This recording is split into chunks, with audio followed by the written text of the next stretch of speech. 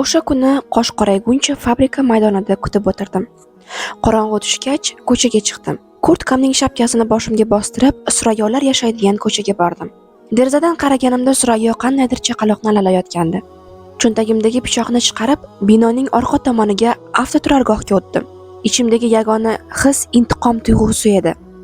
Surayyoning akasi minadigan mashina yoniga yaqinlashdim. Qasos vaqti kelgandi. Yaxshilab nazar solgach, atrofda hech kim yo'qligiga ishonch hosil qildim. So'ng mashina baloniga zarb bilan pichoq suqdim.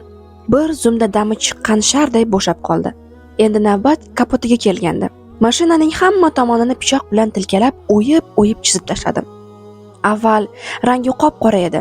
Mana endi naq zebraga aylandi qoldi.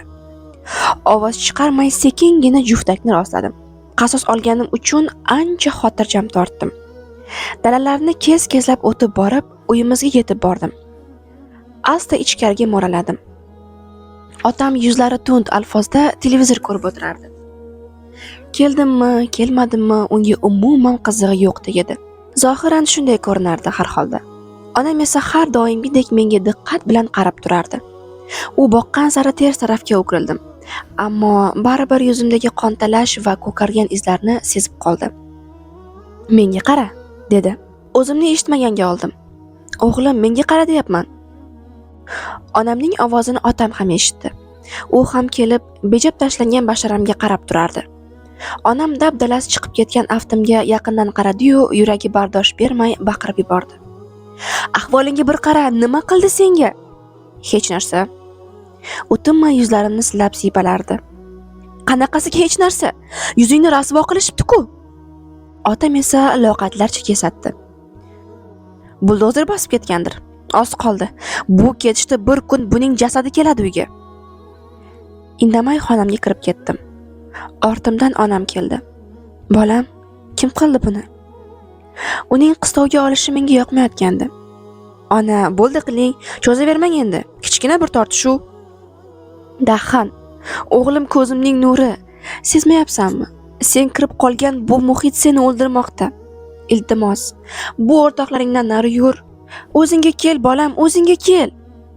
Ko'zlari yoshga to'lgandi. "Otang aytganidek, bir kunmas bir kun bu uyga o'liging kelmasaydi deb qo'rqaman. Xudo asrasin bolam, shu yoshimizda endi bizga farzand dog'ini ham yashatmoqchimisan?"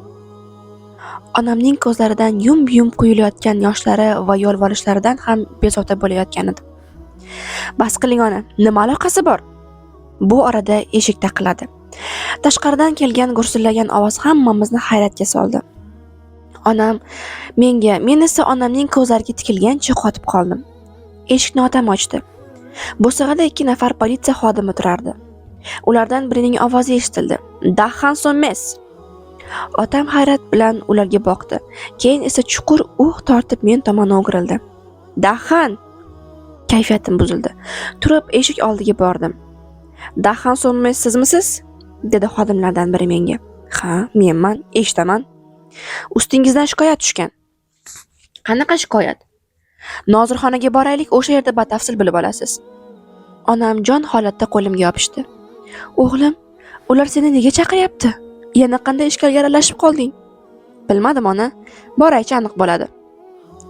Ostona xatlab chiqib ketayotganimda otam nigohlarini o'qday qadab turardi. "Bor va qaytib kelma." Bu gapdan onam vahimaga tushib qoldi. Darrov vaziyatga aralashish kerakligini his qildi. "Bu nima deganingiz, adasi?"